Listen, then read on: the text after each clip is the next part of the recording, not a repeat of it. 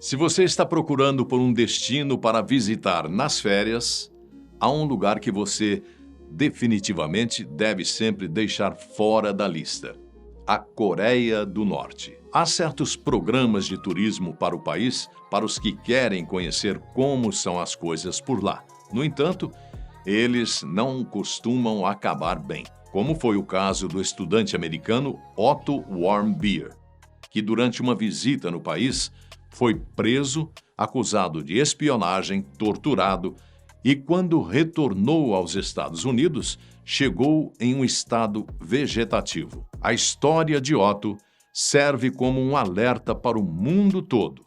E hoje, os pais dele travam uma luta global contra a Coreia do Norte, luta essa que, inclusive, já vem dando resultados. Para entender toda essa história, primeiro temos que conhecer Otto, sempre apontado por todos como um estudante exemplar. Ele se formou no ensino médio como o segundo melhor aluno de sua turma e logo depois entrou para a Universidade da Virgínia, onde não perdeu tempo e já foi atrás de uma graduação dupla em economia e comércio. O objetivo de Otto era trabalhar em um banco de investimentos, sendo que todos que o conheciam não tinham a menor dúvida de que ele conseguiria. Além dos estudos, Otto também tinha uma grande paixão em viajar pelo mundo e conhecer novas culturas. Para ele, quanto mais diferentes da sua, melhor. Ele já havia viajado antes para Israel, Cuba e Equador, e como parte de sua busca acadêmica, ele estava para iniciar um programa de estudos em Hong Kong. Seus estudos estavam marcados para começar em 2016. No entanto, antes disso, ele resolveu seguir um plano ousado: visitar a Coreia do Norte. A ideia de Otto era simples. Ele apenas queria conhecer o país e ver como a população norte-coreana vivia. Contudo, não é tão fácil assim entrar em um país tão fechado com um regime ditatorial como a Coreia do Norte. Para uma viagem assim, você é proibido de ir sozinho, sendo necessário encontrar uma agência específica, e foi o que ele fez. A Young Pioneer Tours é uma agência de turismo chinesa. A agência prometia tours pelos lugares mais perigosos do mundo, como Irã, Chernobyl, Somália, Eritreia e vários outros destinos para todos os turistas que quisessem sentir um pouco da atmosfera desses lugares. A Coreia do Norte estava entre um de seus destinos. Antes da viagem de Otto, era possível ler em seu site a seguinte mensagem: apesar do que você possa ouvir, a Coreia do Norte é provavelmente um dos lugares mais seguros do mundo para se visitar. Mesmo durante momentos de tensão política, o turismo na Coreia do Norte nunca é afetado. Após o caso de Otto, eles não apenas mudaram essa descrição no site, como começaram a não aceitar mais turistas americanos. Nessa viagem, ele acabou conhecendo e fazendo amizade com Danny Grayton, um britânico que fazia parte do grupo de turistas. Talvez você esteja se perguntando: mas o que há para ver em um país tão fechado como a Coreia do Norte? E a verdade é que não muito. Para começar, você não possui liberdade para andar livremente pelo país. Até a cidade em que irá conhecer, o hotel em que ficará hospedado, o restaurante em que irá se alimentar e até mesmo os pontos turísticos que pode visitar são todos já pré-determinados pelo governo. Os turistas não estão realmente vendo a realidade do país, mas sim uma enorme propaganda do que as autoridades querem que você veja para testar sobre o quão bom é viver na Coreia do Norte. Contudo, há algumas exceções, e é justamente nessas exceções que alguns turistas acabam aproveitando. Otto e seu grupo estavam hospedados no Hotel Internacional Yanggakdo, que possui uma interessante particularidade. Um dos andares do hotel não pode ser acessado pelo elevador, o que não impede que os turistas, mesmo assim, o visitem. Há vários vídeos pela internet de turistas que acabam chegando nesse andar para ver o que há nele e depois retornar. Geralmente os turistas fazem isso de dia, fingindo que estão perdidos, até que alguém os encontre e peça para que eles voltem. Mas o que há de tão secreto nesse andar? Na verdade, nesse andar não há nenhum laboratório secreto ou nada do tipo. O que há são vários pôsteres e cartazes nas paredes glorificando o regime da Coreia do Norte e seu ditador, além de vários norte-coreanos que vão nesse andar para se preparar. Os turistas que já foram até lá o comparam com o filme O Show de Truman, pois é como se nesse andar os cidadãos locais fossem para se preparar antes de interpretarem seus papéis. Aquele homem que você vê andando na rua, aquela dona de casa que vai comprar algo no mercadinho, aquela família passeando pela praça que parece teatral demais, pode realmente ser forjada. Muitos dizem que isso é apenas uma interpretação do governo norte-coreano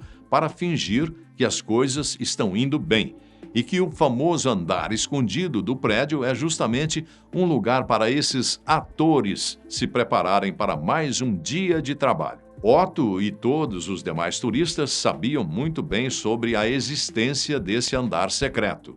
E, sendo um jovem curioso e sem medo, Otto acabou sendo um dos vários turistas que supostamente invadiram o andar proibido do hotel. Ou pelo menos, é isso que as autoridades norte-coreanas alegaram. Após visitarem o país e tirarem fotos dos pontos turísticos, Otto e todos os outros turistas do grupo estavam bebendo até altas horas da madrugada no hotel. Em determinado momento, Otto resolveu que iria sozinho investigar o andar secreto, pois estava muito curioso para saber o que poderia encontrar. Ao explorar o andar vazio, o que ele encontrou foram vários cartazes na parede, todos eles glorificando os ditadores do país. Após não encontrar nada demais, Otto decidiu que iria arrancar um desses pôsteres, escondê-lo na mala e levá-lo consigo para os Estados Unidos. Era apenas uma brincadeira de um jovem bêbado, nada demais, mas que ainda assim acabou lhe custando tudo. Como disse, ele tentou furtar, mas não teve muito sucesso, pois o cartaz era simplesmente grande demais. Após retirá-lo da parede, Otto percebeu que não conseguiria guardá-lo em sua mala e decidiu deixá-lo por ali mesmo, no chão, e apenas ir embora. Na manhã seguinte, no dia 2 de janeiro de 2016, tudo acontecia normalmente. Otto e seu grupo foram até o aeroporto internacional de Pyongyang e, quando estava prestes a embarcar em seu voo e deixar esse país para trás, Otto foi abordado por dois guardas que pediram que ele o seguisse. Danny Grayton, seu amigo britânico, estava ao lado de Otto e observou toda a cena. Ao comentar sobre o caso depois de algum tempo, Danny disse que nenhuma palavra foi dita. Dois guardas simplesmente se aproximaram, tocaram o ombro de Otto e o levaram embora. Quando o avião estava prestes a decolar, um funcionário norte-coreano entrou e anunciou que Otto estava muito doente e foi levado para o hospital. Enquanto todo o grupo deixava o país, Otto ficou para trás e, desde então, sua vida virou um inferno. De início, tudo o que a KCNA fez, a agência de notícias estatal norte-coreana, foi anunciar que Otto havia sido detido por um ato hostil contra o Estado, sem explicar direito o que isso significava. Foram 6 semanas sem que a Coreia do Norte se declarasse sobre o assunto, com os pais de Otto sendo mantidos no escuro sobre o que havia acontecido com o filho. Não havia nada que eles pudessem fazer. A Coreia do Norte é um regime ditatorial, como você deve saber, e não há no país uma embaixada dos Estados Unidos. E então tratar esse tipo de assunto é extremamente difícil e demorado. Foi somente no dia 29 de fevereiro de 2016 que a Coreia do Norte finalmente divulgou notícias sobre Otto. Mas o que foi divulgado foi algo que ninguém esperava. A Coreia do Norte divulgou um vídeo no qual Otto aparecia escoltado por guardas em uma espécie de sala de imprensa, na qual ele se declarava culpado e pedia perdão por seus crimes.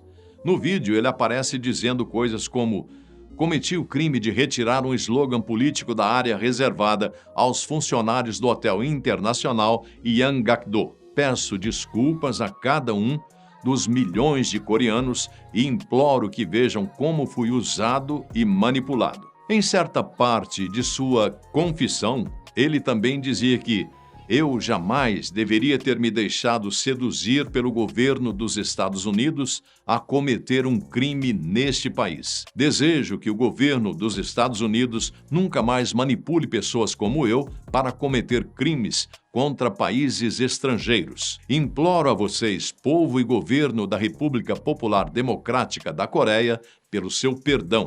Por favor, cometi o pior erro da minha vida. Qualquer um que ver esse vídeo é capaz de entender na mesma hora que Otto estava sendo coagido a dizer tudo aquilo. Sabe qual é a parte mais incrível e, ao mesmo tempo, mais absurda de toda essa história? Durante sua confissão, Otto foi obrigado a dizer que tentou roubar o cartaz a mando da Igreja Metodista Unida da Amizade, a qual ele fazia parte, sob a promessa de receber $10.000 pelo trabalho. Além disso, ele chegou até mesmo a insinuar ligações com a CIA e que estaria na Coreia do Norte a mando do governo dos Estados Unidos. É difícil imaginar um jovem de 22 anos sendo contratado pela CIA para entrar na Coreia do Norte apenas para roubar um cartaz. Mas essa nem é a pior parte disso. Não fazia o menor sentido acusarem Otto de estar ali a mando da igreja,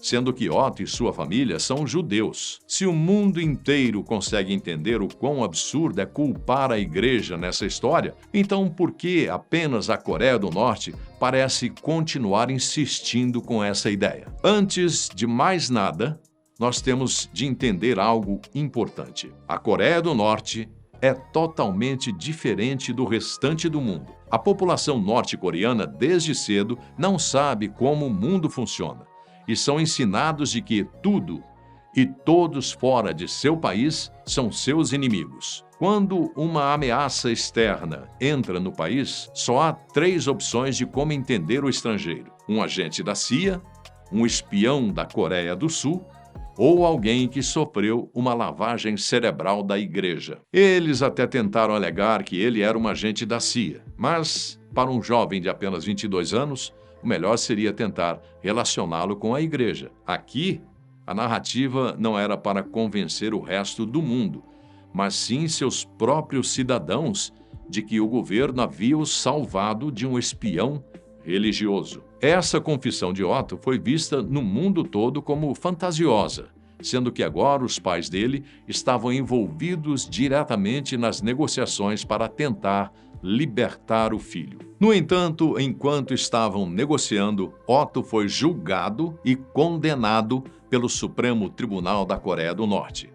O tribunal norte-coreano considerou que ele havia cometido um crime em conformidade com a política hostil do governo dos Estados Unidos em relação à Coreia do Norte, numa tentativa de prejudicar a unidade do seu povo depois de ter entrado no país como turista. Durante o período em que o julgamento durou, no qual Otto não teve direito à defesa, foram apresentadas várias provas de seu crime. Dentre as provas usadas estavam a confissão que ele próprio fez, que eles não consideraram que poderia ter sido armada, além de um vídeo que foi divulgado. Nesse vídeo, é possível ver um homem entrando no andar proibido do hotel, retirando o cartaz da parede e, em seguida, colocando-o no chão, mesmo sendo impossível distinguir se o homem que aparece é realmente Otto. Lembra-se de que no início desse vídeo eu falei que ele foi supostamente acusado de invadir o andar proibido do hotel? Apesar de ser isso que as autoridades norte-coreanas dizem,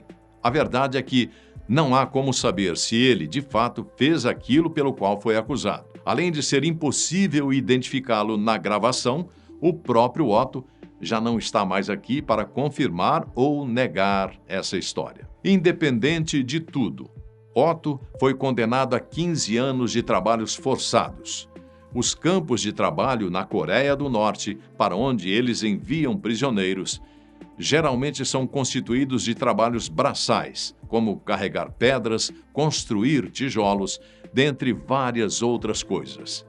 No dia 13 de junho de 2017, Rex Tillerson, o secretário de Estado, anunciou que a Coreia do Norte finalmente havia concordado em liberar Otto. O que parecia finalmente ser o fim de todos os problemas, na verdade foi só o início.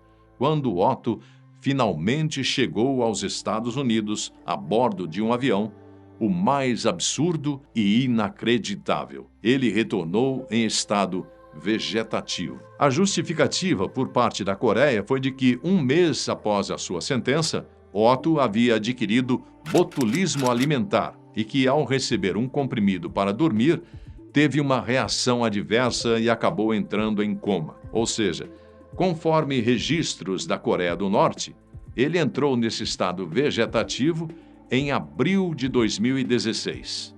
Porém, apenas em junho de 2017, mais de um ano depois, foi que eles revelaram a verdade. Assim que chegou aos Estados Unidos, Otto foi levado imediatamente a um hospital, onde passou por uma enxurrada de exames médicos. Os exames logo mostraram que seu estado se deu devido a uma privação de oxigênio no cérebro, e não havia nenhum sinal de que ele realmente tivesse contraído botulismo. Além disso, se a alegação da Coreia fosse verdadeira e Otto estivesse ficado mais de um ano em estado vegetativo, então ele estaria recebendo cuidados constantes.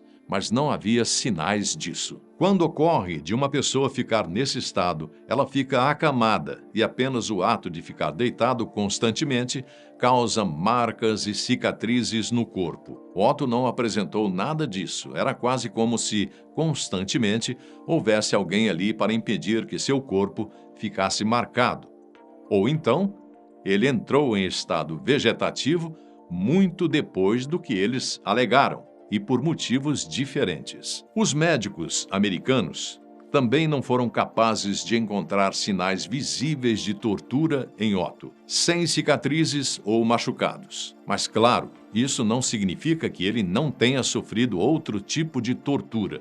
Inclusive, é isso que os pais de Otto acreditam que houve com ele. Fred e Cindy alegam que seu filho havia retornado com cicatrizes pelo corpo, além de ter a sua arcada dentária deformada, o que era uma prova de que ele havia, sim, sido torturado no país. 2 dias após Otto retornar aos Estados Unidos, seus pais decidiram que o melhor seria desligar os aparelhos no hospital do que deixar seu filho continuar vivendo em sofrimento, sem nem ao menos ser capaz de respirar sozinho. Além de acusar a Coreia do Norte de tortura, Fred Warmbier, pai do rapaz, também declarou que não há desculpa para qualquer nação civilizada ter mantido a sua condição em segredo e ter-lhe negado cuidados médicos de primeira qualidade durante tanto tempo. Otto Warmbier faleceu no dia 19 de julho de 2017, aos 22 anos. A pedido da família, nenhuma autópsia foi realizada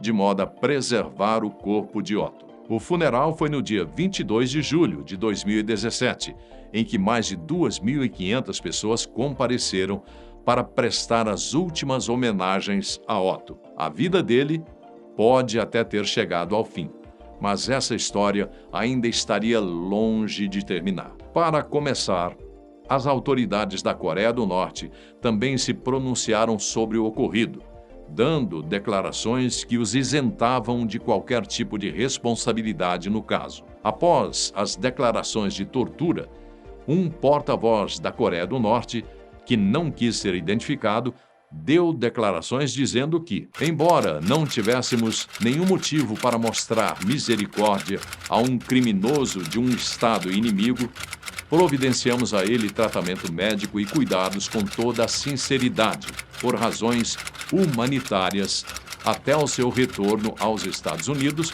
quando seu estado de saúde piorou. Ou seja, o governo norte-coreano fez o possível para não assumir a morte de Otto. E ainda concluiu dizendo que, para deixar claro, Somos as maiores vítimas deste incidente e não haveria julgamento mais insensato do que pensar que não sabemos calcular ganhos e perdas. A campanha difamatória contra nós, orquestrada nos Estados Unidos, nos obriga a tomar a firme decisão de que o humanitarismo e a benevolência para com o inimigo são um tabu e que devemos afiar ainda mais a lâmina da lei. E como se apenas as declarações não fossem suficientes, a Coreia ainda enviou para o governo dos Estados Unidos uma cobrança no valor de $2 milhões, que, segundo eles, seria a conta hospitalar de Otto. Foi também logo após a morte de Otto que a Young Pioneer Tours mudou a descrição sobre a Coreia do Norte em seu site. E agora, eles fazem questão de avisar que é importante observar que eles possuem leis de lesa majestade, extremamente rigorosas, e caso você as viole, as consequências podem ser graves. Eles também logo anunciaram que não aceitam mais turistas vindo dos Estados Unidos. Contudo, ao mesmo tempo, o próprio governo dos Estados Unidos também anunciou que iria proibir a entrada de turistas americanos na Coreia do Norte. Já em 2019, durante a cúpula de Hanoi, Donald Trump e Kim Jong-un se encontraram pela primeira vez desde a morte de Otto. Em uma entrevista posterior, Trump anunciou que falou diretamente com Kim Jong-un, o qual lhe garantiu que não sabia de nada sobre essa história com Otto. Ao descrever o breve encontro dos dois, Trump disse: "Ele me disse que não sabia disso, e eu acreditei na palavra dele." Kim Jong-un alegou que, por ser um país muito grande, ele não ficou sabendo em nada sobre a situação de Otto, que foi lidada desde o princípio por outras autoridades locais.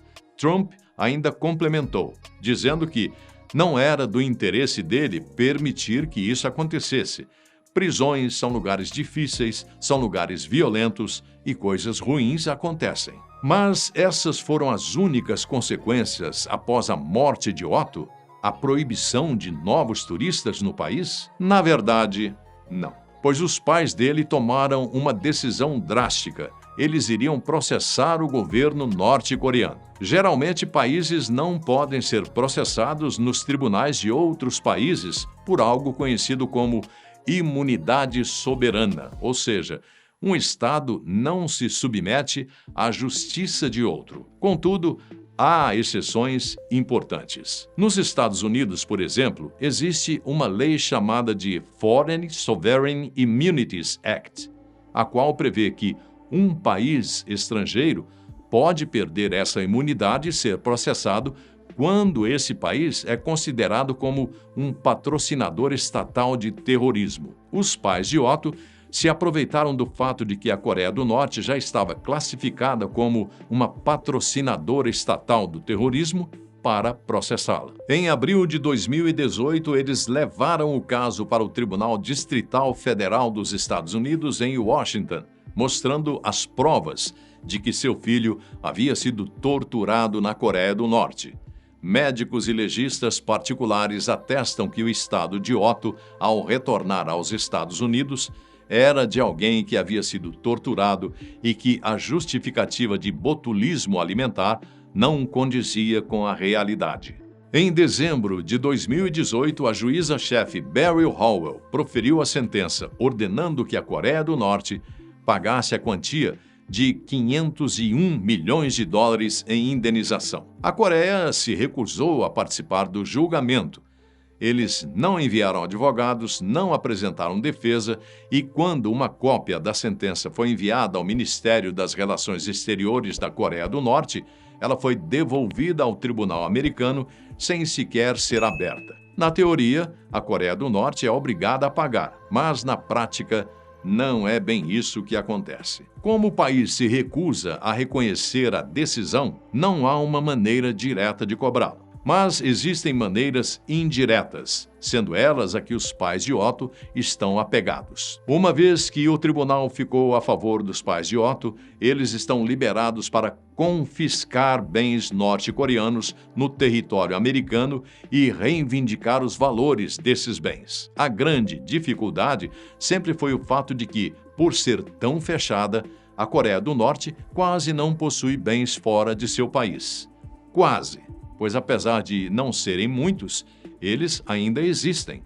A batalha da família Warmbier contra a Coreia do Norte começou em julho de 2019, quando eles identificaram um navio de carga norte-coreano que havia sido apreendido na Indonésia pelo governo dos Estados Unidos. O navio foi apreendido por transportar e vender ilegalmente carvão norte-coreano e, na mesma hora da apreensão, os advogados da família entraram com uma ação alegando que, como o governo norte-coreano se recusava a pagar a indenização, esse navio deveria servir para satisfazer parte da dívida. O pedido deles foi aceito e juízes federais ordenaram que o navio fosse vendido para os compensar.